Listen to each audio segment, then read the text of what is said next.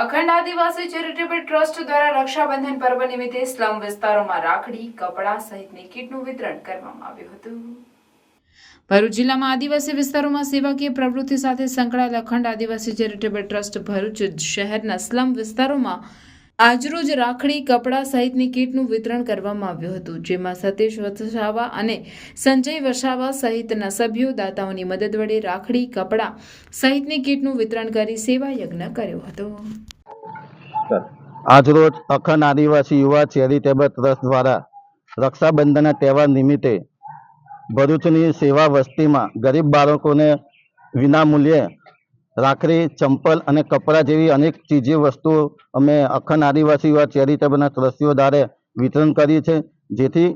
હિન્દુ ધર્મના તહેવાર જેવા રક્ષાબંધન તેવા તહેવાર આવે છે, જેવી ગરીબ બાળકના સેવા વસ્તીના બાળકો આ તહેવારોમાંથી વંચિત ના રહી જાય એના માટે અખંડ આદિવાસી યુવા ચેરિટેબલના ટ્રસ્ટીઓ દ્વારા આજે